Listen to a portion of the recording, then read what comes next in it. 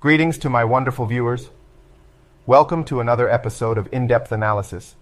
I'm Nashon Adhacho, here to take you through one of history's most captivating stories, the journey of the Titanic.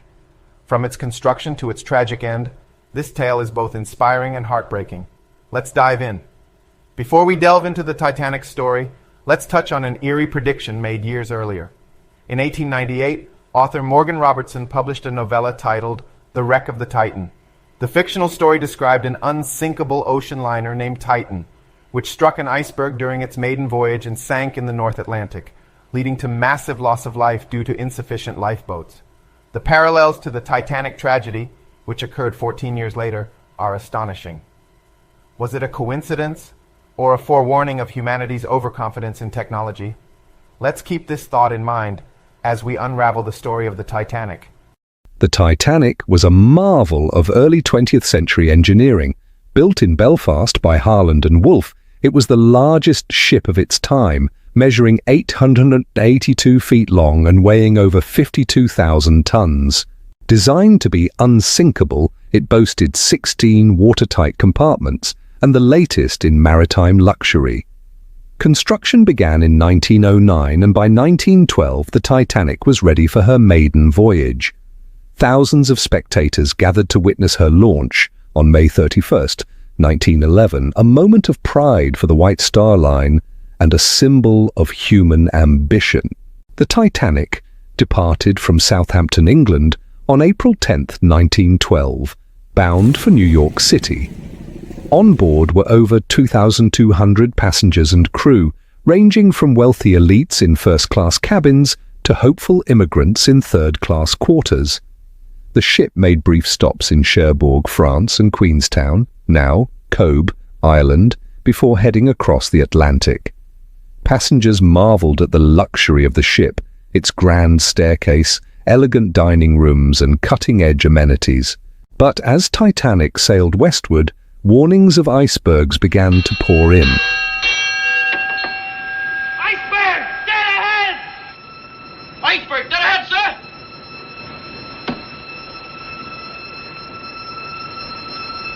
Hard starboard! Full speed ahead! Hard starboard, sir! Close watertight doors. Close watertight doors, sir. Hard starboard it is, sir.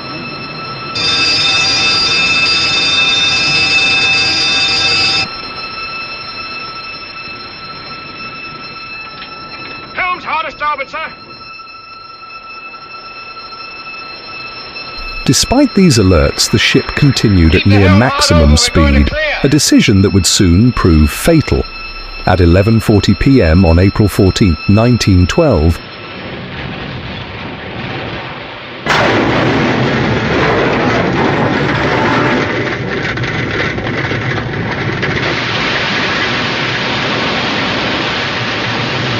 disaster struck.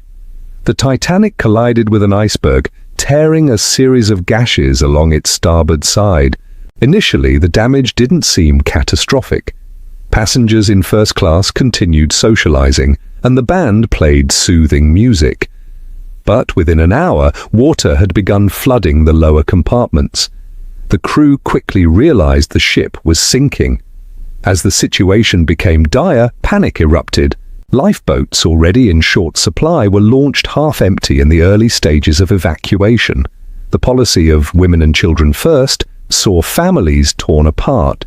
Captain Edward Smith, the seasoned mariner in command, worked tirelessly to organize evacuations.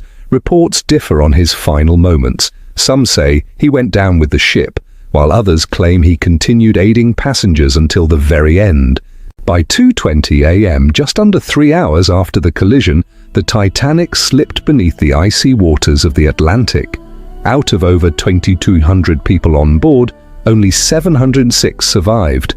First-class passengers had the highest survival rates, while many third-class passengers were trapped below decks. Stories of courage emerged amidst the chaos. Molly Brown, famously known as the unsinkable Molly Brown, helped row a lifeboat to safety. Harold Bride, the wireless operator, continued sending distress signals until water flooded his station. Their bravery stands as a testament to the human spirit. In the wake of the tragedy, investigations were held in the United States and the United Kingdom. The U.S. inquiry, led by Senator William Alden Smith, examined issues like the lack of lifeboats and ignored iceberg warnings. Meanwhile, the British inquiry largely absolved the White Star Line of blame. Critics argue that both investigations fell short of holding those responsible accountable. The Titanic's sinking exposed flaws in maritime safety protocols, leading to significant changes in the years that followed. So, why did the Titanic sink? A combination of human error and design flaws sealed its fate. The ship's steel hull and rivets, weakened by freezing temperatures, failed upon impact with the iceberg. The watertight compartments, though innovative, weren't sealed at the top, allowing water to spill over. Add to this the decision to maintain high speed despite ice warnings and the inadequate lifeboat capacity, and the disaster becomes a tragic inevitability. Many experts believe the disaster could have been prevented. Slowing down after multiple iceberg warnings might have averted the collision. Providing lookouts with binoculars and improving evacuation protocols could have saved more lives. Even the nearby SS Californian's faster response to distress signals could have reduced the death toll. While hindsight offers clarity, the lessons from Titanic continue to shape maritime safety today. The Titanic's story didn't end with its sinking. In 1985, Robert Ballard's team discovered the wreckage nearly 13,000 feet below the Atlantic, reigniting public fascination. The disaster inspired new safety measures like the International Ice Patrol and mandatory lifeboat regulations. Over a century later, the Titanic remains a powerful symbol of human ambition, vulnerability, and resilience. It has inspired countless books, films, and documentaries, ensuring its lessons endure for generations to come. Thank you for joining me, Nashon Adhacho, on this episode of In-Depth Analysis. Let us know your thoughts about the Titanic in the comments below. Until next time, stay curious.